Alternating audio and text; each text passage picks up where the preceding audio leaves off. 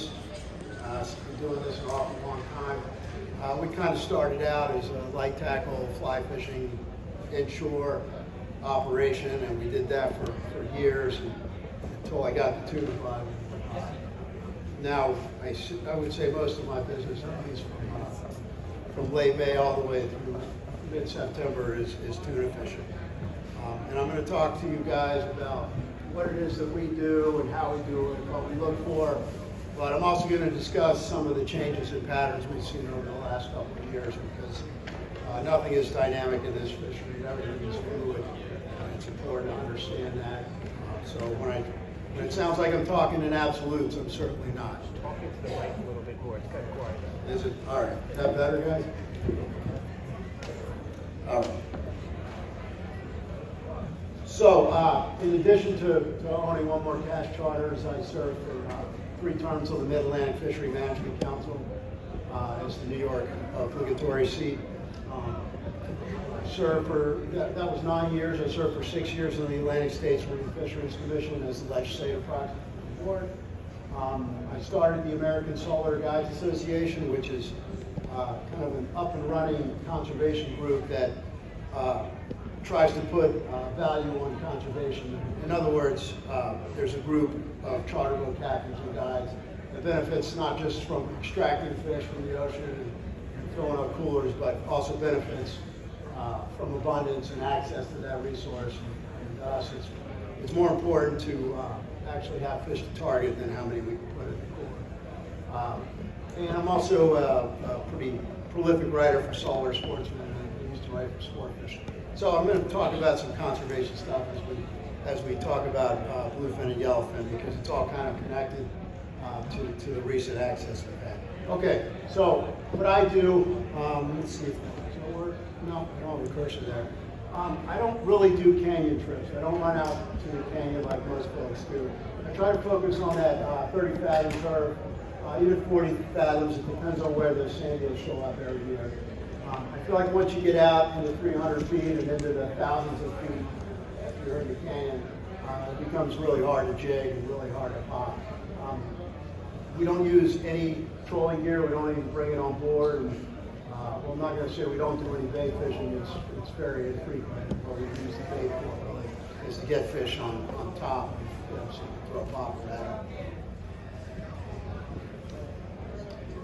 them. So that's what we do. We fish with jigs, we fish with poppers, we also fish with stick baits. These are our 2 primary offshore boats. One's a 36 container, one's a 31. Now we're usually running, where the fish show up every year is a little different. It's anywhere from 30 miles to 80 miles. And we don't do overnight trips like some of the other offshore boats do, where they leave at night and fish in the morning and come back in the afternoon. We shoot out there in the morning. We usually leave around 4 a.m. And if you have good weather, these boats can get out there in an hour, hour and a half, depending on where the fish are. They're fast boats, and they're comfortable. You see the bean bags on top. We put those out, put them right in, and we're right back. 31. We also added the 27T. That's actually a 30-foot boat. We added that 2 years ago. It's more of the overflow boat. The 36 can take up to 6. Usually do 4 on that boat. The 31 we do 4 on. This one is kind of more of a 3-person boat. It's a little cheaper, burns less fuel, but it's very efficient. And that's a picture of my backyard. That's where we run the tuna trips out of Oceanside. And I also want to be clear that we also continue to run our inshore trips. They're mostly April through May, and then October and November. So I employ what I feel are like 5 of the best captains on Long Island. That's Darren on the left, that's Jesse, that's Corey, giving you all the finger. That's Kevin, and that's Anthony. Anthony's the newest guy. But they're all really good fishermen. They all run the boats at certain times. So let's talk about gear for a minute. This is what we use. That's a Van Staal. I don't really use Van Staals anymore, but when I did, they were fine. They're very resilient. You really can't break them if you try. But they're not particularly smooth, so I started using the Daiwa stuff. I mostly use Saltigas, Saltis, Circates. They're all really resilient reels and tuna ready. And really, you couldn't weren't capable of bringing in a fish in the 200-pound class up until fairly recently, up until maybe 10 years ago. And so that's why everybody used that heavy troll stuff. But now, with the drags and these reels and resiliency, it's opened up a whole new fishery activity. So as far as the rod goes, I use Centaur rods, but there's a lot of good manufacturers out there. Centaur's the one that I break the least of. They all break. You put the wrong angles on. But what's unique about these rods, and for the popping, we usually use anything from 7.5 to 8.5 feet. And that sounds like a big rod, a big long rod when you use it on the boat. But you have to be able to make long casts very quickly. And the tips of these rods are soft. You actually have a soft tip coming into a lot of backbone in the back. And the technology is such that, this didn't exist 10 years ago. And not only can you whip that thing out there really far with a 3-ounce plug on a 4-ounce plug, but you can actually beat a fish on it. So that's been a neat development in the last 10 years. The jigging rods, of course, are much shorter. Generally, we speed jig. They're anywhere from 5 foot to 5.5 foot. And the reason for that is because you kind of want that jig to go straight up and down. You don't want to kill your arm all day, because jig is hard, man. If you reel jig, you reel jig. When you do that all day, you really beat your arm up. So by shortening the rod, it really kind of gets rid of a lot of that stress on your arm. But these rods also have the same sort of power that you have in the plugging rod, where they're soft in the tip and the backbone is where you get all your lift. And most of these bluefin in particular, yellowfin too, but yellowfin don't get 200 pounds either. The bluefin will go for 1 or 2 horizontal runs, maybe 3, and they'll peel off 100 yards of line. But eventually they settle down and you're just doing circles around the boat, just trying to lift these guys inch by inch. Yes? For jigging, you're using a spinning setup as well, not a conventional? Yeah, so I did use conventional for a while, and I still have them on the boat, but I ended up taking out tangles all the time. If you know how to use a conventional reel, they're great. It's a different movement. You use your left, so it's actually a little more comfortable. I stopped bringing them just because of all the tangles. So let's talk for a minute about bluefin tuna population trends. Back in the 80s and 90s, the early 2000s, they were kind of the poster child for an overfished fishery. That whole sushi thing happened and demand went through the roof. People were getting $40 a pound for them, and it really drove that stock down quite a bit. But you can see starting in around 2009, we started to get an uptick there, and that's because they started really constraining the fishery and really concentrating on managing it and really focusing on a lot of the illegal take. We're talking about the Western Atlantic stock here. This is the stock that spawns in the Gulf of Mexico. The Eastern Atlantic stock spawns in the Mediterranean. The fish that we fish on are clearly mixed. Some are from the Mediterranean, some are from the Gulf. But there's been a definitive uptick since ICAT started managing them in the way they should be managed. And we're kind of enjoying that now. I mean, you really have to be blind to not understand that we're getting more and more fish. There's a greater range of size classes, and they're coming in short too, and it's providing a lot of access. That really kind of launched that whole offshore business for me, which is what allowed me to transition from having a crappy day job to being able to do this full time. These are the young of the year indices. You just see how recruitment has gone through the roof, 2016 and 2017. And that's a result of having that, protecting those bigger spawning biomass. So, how did I get started in all this? That was me after I got out of the Coast Guard and decided I wanted to be a hippie. Nobody told me how stupid I looked. This was 2005. It turns out that in 2003 and 2004, there was an epic year class out of the Gulf of Mexico. And we were getting them 5, 6, 8 miles off. We were throwing flies at them. We had a lot of blitzes where, 30, 40, 50 pound fish were just crashing everything through that. And so that kind of got me, created this kind of need to go out and to keep catching these fish. So those fish only showed up for 1 year, and we found out that next year they were there. We just had to push out a little farther. And I was doing it on a 21-foot boat, and I ended up buying my first real offshore capable boat. It was a 25 with money I didn't really have, but I did it anyway. And we start going out a little farther, 30 miles. We were always looking for life, but this is what you wanted to see. Those are all sand hills. We would see these huge clouds of sand hills, and then we'd stop and we'd drop jigs. And we did that for a few years. Those are sand hills. Every single tuna that we kill, not every single one, but pretty much 99% of them, when you cut them open, their bellies are packed full of these things. The sand hill fishery, or the sand hill resource, kind of is what drives the entire inshore tuna fishery for us. So we were going out there, we were looking for birds. These are storm petrels. We call them tuna chicks. They don't eat the sand hills, but I think the reason that they're there, they're eating what the sand hills are eating, which are some sort of microscopic bloom. I mean, you see the blooms in the water, and you see these birds, and it's likely that there's fish underneath them. Sometimes we're going out there and finding blitzes fish, but most of the time we're just looking for whales and birds. Whales are another big indicator. And that was back in 2009, I guess, and we started to have really good fishing. You can see that fly right over there we never used. Really good fishing dropping jigs and speed jigs. And that was like the OG jig. That was one of Dave Stender's jigs. And those fish continued to get bigger and bigger. And we didn't do much topwater fishing back then because we would just find the marks and we'd jig them. Occasionally you'd see fish on top, and that's when you would throw plugs at them. But, oops, oh, that's right. So these guys from Centaur came up one year, and I'd been using Centaur rods by then, and they wanted to fish with me, and none of them spoke English, but they're all fantastic fishermen.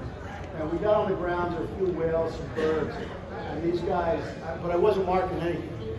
It's one of those, like something transitioned between 2010 and 2011, where those big blobs of sand hills weren't there. So we stopped, and these guys, started going up front, casting. They were using these stick baits, and I hadn't really used them at all. And I'm looking at these things, and I'm like, there's no, it looks like a cigar, and it don't work like you do as air scoop and knot. You kind of throw it out there, and you let it sit for a second, and you sweep and reel in the slack. Sweep was very slow, deliberate movement. Those guys told me that if you work them right, though, they kind of dip down when you sweep them, and then come up and do this. But anyway, we were sitting on that spot, no marks at all, and after half an hour, I'm like, all right, bring it in, we're going to move, because generally I have the attention span of a 10-year-old. And if we're not hooking up, then I want to move. But these guys are like, no, we're staying here. And another 30 minutes go by, and they're rotating around the front, making these casts and sweeping, and boom, boom. We had a double hookup. No marks anywhere, nothing showing on the surface. So from that point on, I started doing the same thing. See any life, even though there's nothing on the surface, you're not marking, it's worth it to stick it out, cast, hit that thing hard, working for a good hour and a half, 2 hours. If you don't get anything then, it's time to move on. But before that, I just went right over those spots. If I didn't see any marks, I keep going and unnecessarily burning through. That plug right there, I've had a lot of luck on. It's the Nomad Riptide Halo Ghost, and it's actually clear. I think it works really well with sand hills, when they're on sand hills, because all they really see is kind of the flash on that side there. And what you do is you throw them out and you sweep, and they come up and do like this. Almost 90% of the fish that eat that plug do it when that stupid thing is just sitting. And it's a violent strike. It's like somebody drops a piano on the plug. That was probably 10 years ago, and we stopped on maybe a half a dozen tuna chicks, half a dozen storm petrels, and threw that plug in there and got absolutely smashed. So, even the smallest bit of life, you see a lot of guys just running right over the life and going right out to the can. It's always worth stopping and making a cast. So the popper thing kind of came around a couple of years after that. It was kind of like the guys at Saltwater Tackle who would fish up in Cape Cod would subscribe to this thing that bluefin never hit poppers. And they don't in Cape Cod for one reason or another. I mean, part of that has to do with the extraordinary amount of shearwaters that'll pick your plug up. throw it in there. It's a floating plug. But the way we discovered that these Mad Manus poppers really do work is that we had a year where you could get a few fish on the jig in the morning, but then once the afternoon came around, you would see the fish on the surface. You'd see these big pods of, 24 fish.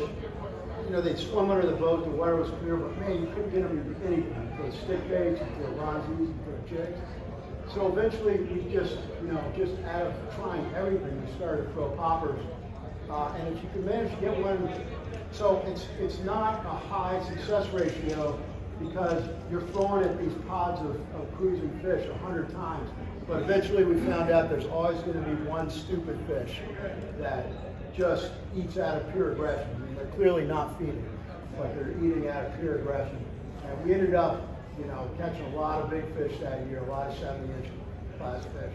Just kind of sticking on those pushing fish. And those were all that year. And that's that Mad Manus cherry popper and frostbite. Something about that thing. I don't know what it is. I don't know if it's because we use it so much now because we have confidence in it or if it just generates more strikes. I will say that when we have 3 guys all fishing different plugs, that white one is always the first one to get hit. This is a Ronzi. It's a 4-ounce soft plastic. It doesn't look like anything special. I'm not sure how they get away with charging $30 a pop for them, but I remember when I first started buying them, they were $9. They have a super strong hook. It's a 200-pound swivel there, and they work real well. And we kind of figured out when they work real well because when all these shearwaters around, you couldn't throw plugs or even stick baits because they all get eaten by shearwaters. So what we were able to figure out is that you get right up on the whales, and you throw those Ronzies literally right on the whale. There's tuna right underneath it. And when I say right on the whale, I mean, we're getting right up in there and tossing in there. Occasionally you'll stick a whale, but for them it's like getting stung by a mosquito. They just swim right off it all year long. But yeah, in addition to metal jigs, this is one of our go-to baits here. And believe it or not, these were actually invented for commercial fishermen in Cape Cod, so they would dead stick them and go across the ribs. There's so much action on these things. You either work them real slow, but what I've become accustomed to do is put at least 1 out, sometimes 2 out, and dead stick them. Let 100 yards of line out, let it all the way to the bottom, and let them come up. And as we're drifting and guys are jigging, these things are just, there's so much action on them that they draw strikes. You doing that with the Ronzies? Yeah. So that silver is kind of like the big producer, the silver fleck. That's the best producer, but that pink one works really good too, particularly on overcast rainy days. You get a lot of strikes on that pink, which is always surprising to me because they don't look anything like a sand eel. The pink doesn't. But if you look at a squid, you certainly see a lot of pink. The other color we use is that root beer color. That works really well when the fish are particularly finicky. So there's also the scallop boat fishery, and we haven't really had a good scallop boat bite since, 2012, 2013. The way scallops are managed, they're managed by the New England Fishery Management Council. It's almost like a crop rotation where they'll open up a spot, several months, and then they'll shut it down, and then the scalpers have to move another spot. If you manage, this was the year they opened up the Hudson Canyon area, which is not simply Hudson Canyon, it's that whole area, 30 miles north, east, and west. And you would go there and you would see a dozen of these things working. There were so many scallops that year that they would have to stop and shuck them. And sometimes they shuck them when they're moving, but sometimes if they're overloaded, they'll stop and shuck them to make more room. And when they do that, they cut the scallop guts out and throw it in. And the bluefin just sit under those things and munch on the scallop guts.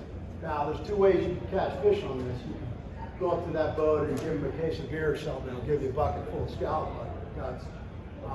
Or, you can bring clams too, of course. But we found that the Ronzis, that we didn't need to do any of that. The Ronzis work just as well. And you get up right behind those scallop boats and you toss them right. See where all those scallop guts are coming out there? You toss them right up against that. You got a lot of nice fish doing that. That was like the first commercial fish we caught, 73 inches. Of course, the other thing that we see sometimes, and it's definitely, you know, it's kind of a June thing. It's not often that it didn't really happen at all last year or the year before, but it was pretty consistent up until, you know, 2019, I guess, where you'd have a couple weeks in June where they'd just be raging on sand eels on the surface. And you could actually see those sand eels coming out of the water. That was a pretty epic day. And it's funny, you come across these blitzes and, you know, you literally see 3 dozen fish just crushing this bait. And you throw into them 100 times and you don't get bit. You know, you try different lures out. You know, I found that almost all of my success when they're finicky like that is throwing poppers, because you just got to find that one that's stupid and aggressive enough to hit it. It's almost a reaction strike. It's not like you're imitating a sand eel with that big plug. It's just, they see it and they can't help themselves.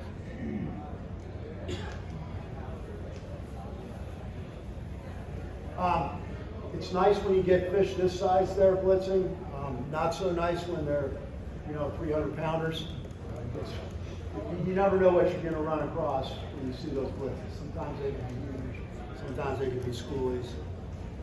We get a few every year, we used to anyway, on fly gear. I don't run fly fishing charters for them because I feel like it's a waste of the client's money.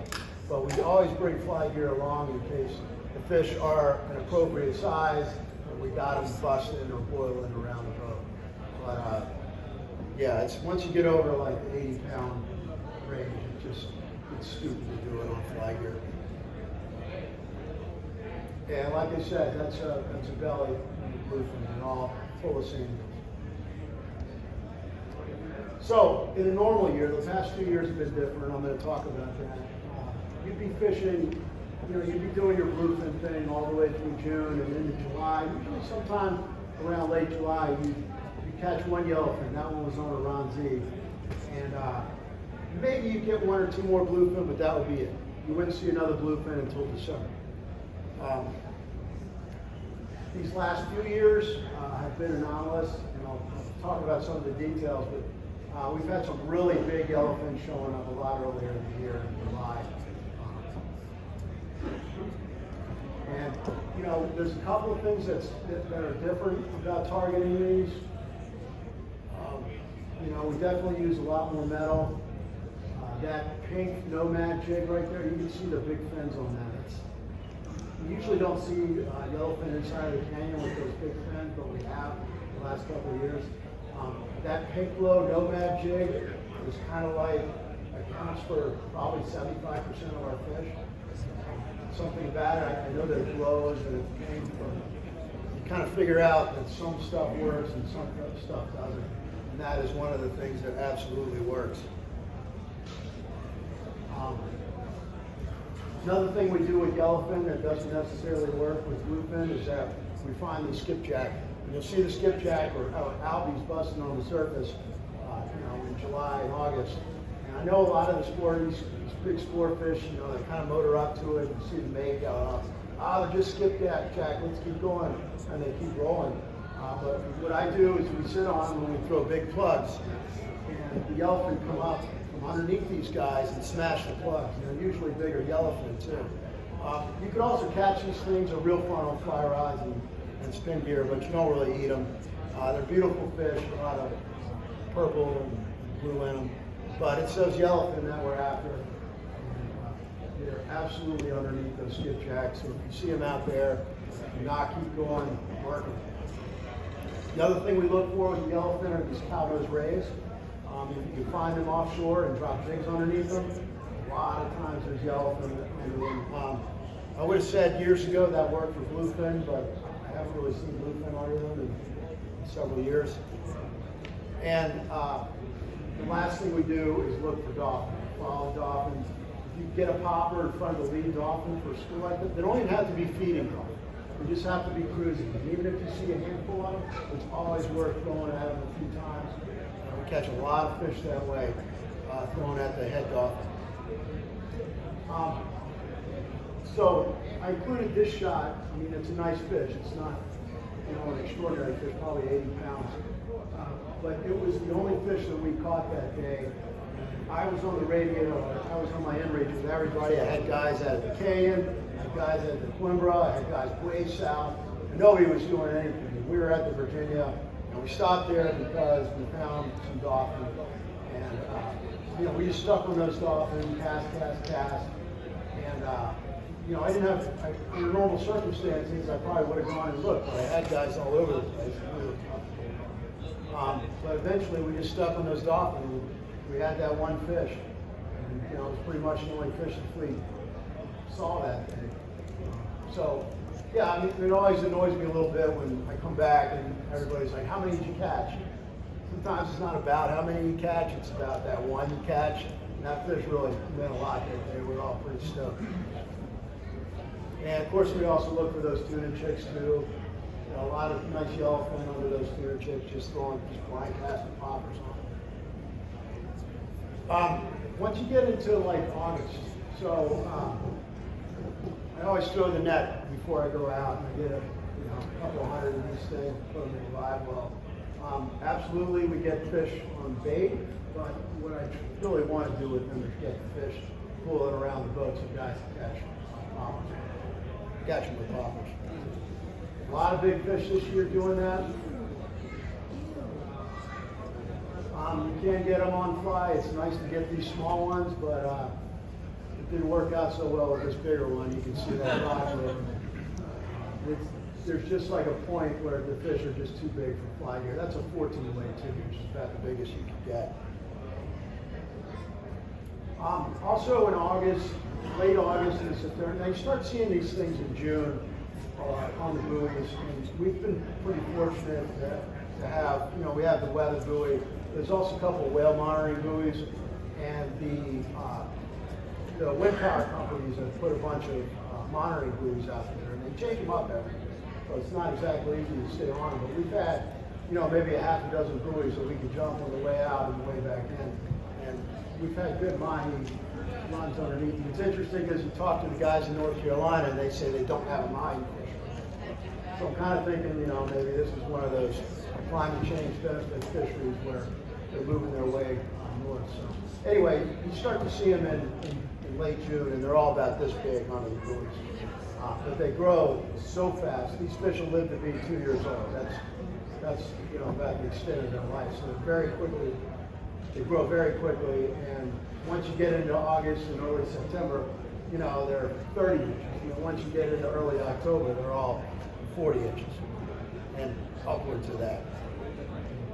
And what we do is we go along the buoys, and if they're there immediately, because you throw the peanuts in and they light up, and you can see 20, 30 feet down. A couple of things you need to catch Mahi. You need clean water. It's got to be at least 74 degrees.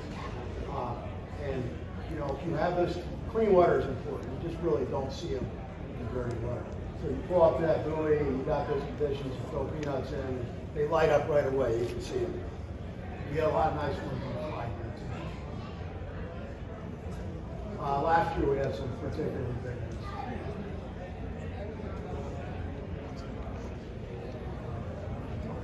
The thing is, these pictures, they look like they're easy to get, but these things lose their color so quickly, and they freak out every time they get in the boat. So it's really hard to get a photo like that. But if you get a good photo, they are lit up, and they're one of the most beautiful fish out there. And almost every single one of them leaps out of the water too. And like I said, sometimes they're a very stupid animal. Sometimes they'll swim right by the boat. We've seen guys freak out. This was on the way back from Bacardia one day in September. There was no fish. We had all the conditions, and we caught a few in the morning. So I came out to the buoy that we hit in the morning on the way back, and there were no fish around. But then all of a sudden, these fish started busting on these half beaks. And that was big. These are 12-inch half beaks right here. which is bait we don't usually see around here a lot. There's usually some harm. Anyway, these things were airing out all over the water. It took everything I had to put the rod down for a minute and take a couple photos. Pretty cool. So, like I said, you know, I usually stop. Well, last year was a little different, but generally the weather in September and October kind of prohibit us from running offshore, and usually the fish push farther out towards the canyon. I'm going to talk about how that was a little different last year and the year before. But we get another run of bluefin in December. It's called the Ghost Run. Some years they're on sand hills. What happens is all these fish from Nova Scotia, Maine, Cape Cod, they're all migrating down south to get to North Carolina, and they all pass the coast. Now, if there's bait there, they're going to stick around for a little bit, and it's usually, you know, within 5 miles, maybe 10 miles from shore. But they're called ghosts because they're very hard to predict where they're going to be. When you do see them, sometimes it's 2 or 3 fish popping here and there. They're really hard to get on. And number 3, they're super, super finicky this time of the year. I think it's because they're in shallow water than they're used to. And so everything has to come together. You have to get a good weather window, which we didn't really get any last year in December. I mean, we had a handful, but nothing lined up really. So we didn't have a great one this last December. The year before was really good. That was the first bluefin we ever caught on my sea craft. And it was right in the shipping channel. We had basket on board, and they popped up right behind the boat. And I tossed a sluggo in there with like 20-pound line. And we finally got it up after about an hour. That was the first one. That was back in like 2006. Sometimes throw squid. If you have a good amount of squid in that Colorado area, you're going to have tuna on them in December. And if you got the half beaks, that was probably the best year we've ever had. We had half beaks right out of at the top of Ambrose. We had blitzing fish like this for about a week, and you could throw a beer can at them and they'd eat it. That was the best ghost fishing I'd ever had. In recent years, though, this is the bait that we've had. They're juvenile hake. I kind of thought they were cod at first because they have that bottom fish stuff, but I sent this picture to the No Science folks, and they said they're definitely juvenile hake. And you can go out to that like that mud hole monster ledge area, and your fish finder will be blacked out. There were so many of these things. Now the problem is they're so small, they're very hard to imitate. But again, you know, it's kind of a numbers game. If you got the weather and the fish are busting everywhere, and you make 1,000 casts, you're going to get 2 or 3. You know, it's that kind of fishing. This plug right here, this guy caught a bunch on that plug that day. I think everything's just lined up. It's made by Strategic Anglers. See, it's got all those little bait fish on it. And I thought, holy crap, this thing's going to be a game changer. So I went out and bought 6 of them. They're $120 each. And I never caught a fish on one since that time, except for a bluefish. But it looks good. This is the year before last year. We had a lot of, you know, like 16-inch class fish on that little bait. Had a few really good days. But like I said last year, you know, my mate caught a few, but we didn't get any. And you know, honestly, the bass fishing was so good, we didn't really want to bother with these guys. And you really got to have like your A-team on board to have, you know, a successful day. You got to make long, fast casts, and you got to kind of crank the drag down and get them in quick. Now, a lot of those days we were, and even, you know, during the summer, we're getting, so you can keep 3 bluefin right now under 47 inches and 1 over. And, you know, if you got a commercial permit, you can keep 1 over 73. But, so, you know, that means we release quite a few fish. And this is how we used to do it with the mouth gap. And we would pull the hook out and swim the fish and let it go. But there's always a little blood involved. I wasn't sure if these fish would survive or not. In addition, back when I had a contract with the aquarium, I took one of the photographers out once because they were doing this Hudson Canyon. The guy wanted an in-water photo of bluefin. So we actually went out on the day where we had all those pushing fish. And I thought, man, this is going to be a home run. He's going to get a ton of photos. But every time his foot touched the water, they would just totally disappear. So I said, well, if you really want to get a good photo of these fish, you have to let me stick one and I'll release it. And you can get a photo then. And he did. We did that pretty successfully. We did it with 4 fish, 4, 8, 9 pound fish. He got a lot of photos, but he texted me a few days later and he said, I can't use any of these. There's a trail of blood coming out. So that kind of made me think even more that maybe these fish aren't surviving. But a few years later, this kid Willie Goldsmith got a grant to put 36 tags in these fish up at Cape Cod. And they were being caught the same way on plugs and rods. And out of those 36 tags, only one of them indicated the fish didn't make it. So I think, yes, they bleed, but I also think they're a lot more resilient than something like a striper. Because, if you release a striper and it's bleeding, you pretty well know it's going to die. But regardless, we started using this Vertigo. It's like a giant boga grip. It's kind of difficult to use, but once you get the hang of it, you slide it down the line, clip it right in his lip. It's interesting that the bigger the bluefin, the more lethargic they are when you get them by the boat. But if you get like a 16-inch fish, man, it is hard to release them because they're banging against the boat and it's dangerous. This makes it a lot easier, this thing. And even if they are kind of freaking out at the boat, you just kind of hold them until they calm down. You pop that hook out and they swim right away. But, I guess you can get them at Goose Hummock. They're not cheap. They're made in Italy. They really do work. And if you do a lot of bluefin fishing, it's really going to happen. So let's talk about some of the new patterns. The bluefin fishing has not been great the last few years. We've gotten an early run of fish. It kind of happens in late May, early June, and they're usually big fish. We're usually fishing that 70-inch range, which they have been the last 2 years. But then, you go out there one day and you're gone, and then you start to hear about reports in the Cape. We didn't get the last 2 years of those Mediterranean fish that come over, those recreational sized fish, the 50 and 60-inch fish. We just haven't seen them the last couple of years. The good thing behind that is that, let me not get ahead of myself. And it's mostly top water. That was a jig fish, but they were all really big fish. You get 1 or 2 a day, and that's all your crew really wants to do. They don't want to do it anymore because, fish like that on spin gear, you're looking at an hour and a half, and the whole crew exchanging the rods. I like to make fun of people and call them, wussy or whatever until I get on the rod. Yeah, this sucks. So it's hard work. They were good fish.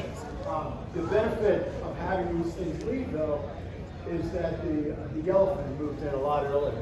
I used to think that the yellowfin that we would get in July and August, like I said, once they moved in, you wouldn't see any bluefin anymore. And I thought that was a water temperature thing because, we're talking decades of that happening. But now, I think what's happened, I think it's more of a competition. I think when the yellowfin move in, these guys we're at it. And I say that because 2017, we didn't see any yellowfin at all that year. We had solid blue fishing at the Coimbra and southwest of that, between Coimbra and Bacardi. We had that all the way from late May all the way through September. So I really do think there's some competition. I think with the yellowfin come in, these guys are out of it. But that's a theory. The problem is when you stick a gap and you bring them in the boat and ask them, they don't answer. So let's talk a little bit about the giant fishery. I'm sure a lot of you guys have heard about Rockaway Canyon or Ambrose Canyon. It's not really my thing, like I'm a jigging pop guy. But I remember last year I couldn't get out to the Yellowfin grounds, and it was everybody's talking about this inshore fishery. So, I had a couple of old 80 lines that I got respooled, and I brought them out there, and, we threw the casting in a couple of times, got a bunch of bunker, and went out there. And I remember, a huge fleet of boats, but as I was letting the bunker out, maybe 20 feet away from the boat, the thing just gets burned, like a big explosion right behind the boat. And I'm like, why the hell have I not been doing this? It's fun.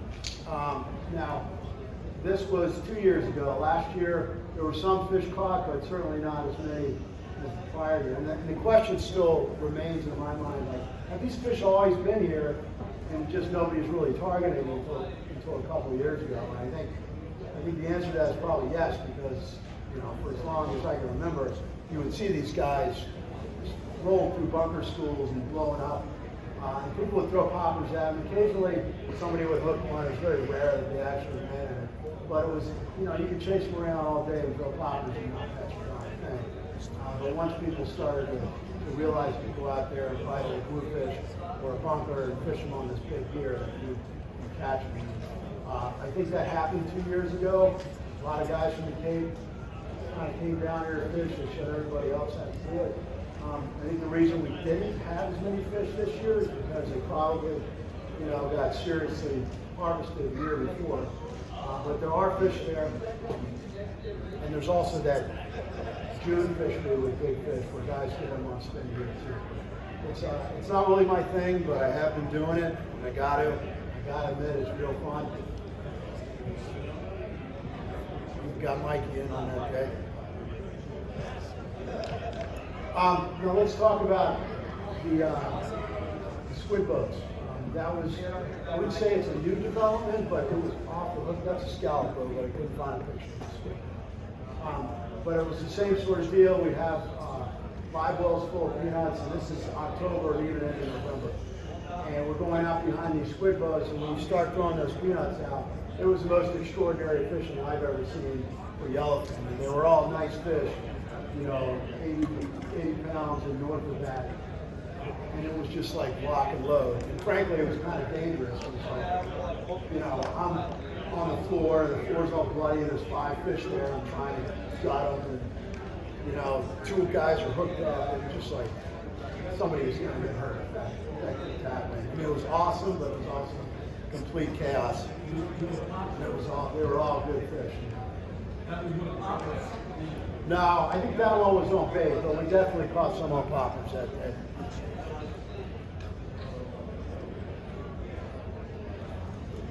Yeah, I mean, they were all some of the biggest yellowfin I've ever had inshore in the canyons. Late October, early November, we had a couple of bluebird weather days, and we went out to the west wall of the canyon, which, it seems like a long way. It's about 100 miles. But if you got a nice day, you can do 45 knots. It's not so bad. Anyway, we got our first big eyes on the jig. We actually had a double hookup, and when they came to the boat, one of them got tail wraps. When they go horizontal, the line wraps around the tail and come up pretty quickly. And I thought, man, that's a world record yellowfin. It ended up being, a 74, 75 inch big eye. The other one was almost as big too. And I gotta say, like, eating that fish, the sushi that came out of that fish was way better than the bluefin. I think that was the last trip. It was like, I don't know, the second week of November when we did offshore. I remember I lost my center engine and had fuel pump really bad. It was really rough out. It was like 3 hours to get back. That was like the latest in the season I'd ever gone. Actually, no, this was the last trip. I remember this kid's father had one on bait, and he was just being quiet in the back throwing a pop, and all of a sudden I heard him scream. I looked around, there was like chaos all over the surface. He stuck that one in a popper. I've also seen more of these around inshore than I've ever seen. Year before last year, we caught a couple too. Mostly we catch them on Ronzies. And that was in like, maybe 40 fathoms. Another thing I've noticed in recent years is the extraordinary amount of sharks that are around.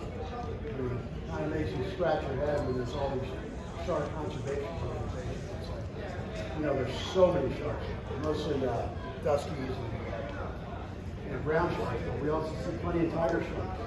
And it's interesting that once those mako wrecks came in play too, all of a sudden there's a ton of mako. But anyway, it kind of sucks to be on a 150-pound bluefin and have to get bitten in half after 2 So anyway, that's it for the presentation. I'll take some questions. Pray for less wind, please, next year. Any questions? What's up? You said you usually throw at the head dolphin? Yeah, you always try to get in front of the school, throw at the front door. The spinning dolphins or flipper, like which one? I'm not like up to speed on the species, but there's offshore dolphin. The inshore ones, right? No, sometimes they're small, but they're not. I would say they're average. I don't know. I think you throw any marine mammal you see out there, you want to throw at. Anyone else? I noticed you changed the hooks on that end. So that was back when they didn't come with hooks. So when I'm fishing for bluefin, I try to fish with J hooks because you have to release a lot of them, and also because they don't. Bluefin just don't miss. They crush them. With yellowfin, because you keep them most of them anyway, and the trebles, the yellowfin tend to miss them more than bluefin, so I'll just fish straight trebles. But most of the time, you know, if I've actually got time to switch the hooks out, I'll put a J hook on the back and a treble in the middle. What J hook? They're BKs, I know that's the brand, but they're inline J hooks. Instead of having the eye perpendicular to it, it's parallel to the bar. Yeah. I don't know the actual, yeah. What's up? Leaders, where do you start and like when you decide to drop down? So with the leaders, well, if you're chunking, then, you know, that's a whole different thing. Some guys will drop all the way down to 30, but then you also have a 30% chance of actually landing. But with plugging, you know, I have kind of two setups. I have one, you know, I have a couple of rods with 60-pound hollow core and 60-pound leader, and those are kind of like for fish, you know, in the 100-pound range. And the benefit of that is you can catch them far, you can catch them quickly, they don't kill your arm. Now I have like the Centaur 8.4s and the 8.0s. They're the heavier ones, and I have the 18,000s on them. I use 80-pound braid on those with even a 100-pound leader. Because a lot of times, particularly if a big bluefin swallows that plug, that line's right on its mouth. And, you know, I don't think a 100-pound leader chases fish away, certainly not a fish that's on a popper. So, but once you get into chunking, I mean, that's usually I'm 50 or 60. I don't ever go down to like 40 or 30. I think that's ridiculous. You're just going to lose the fish anyway. What's your view on the offshore wind farms? Oh man, that's like a whole different presentation. I think the whale stuff is really concerning. I'm still not convinced that sonar is causing it, but I'm also not unconvinced. I'm really worried about what's going to happen once they start pile driving. I mean, most of the development, at least what's slated to happen within the next 5 or 6 years, is well inshore of where I usually tuna fish. But some of that stuff near like Atlantic Princess and Texas Tower, it's pretty scary. I mean, just speaking personally, I would prefer they just leave the ocean alone. But I also think, you know, if they do have it, it looks like there's going to be development no matter what. I think they could probably, once everything settles, it'll be a lot of structure. Be a lot of Mahi structure. There's some science that say that when you put structure like that in a structureless environment, not only does it aggregate fish, but it increases bioproductivity. So there could be some benefits, or it could completely destroy my business. And that's kind of it. When you see fish busting on top, are you throwing your plug right in the middle of it, on the side, trying to lead them? It's hard not to throw right in the middle, you know. Yeah. But the cruising fish, you definitely want to leave it. You throw right in the middle of this spoon. That's it. Don't worry about that. All right. Thank you guys. Appreciate it.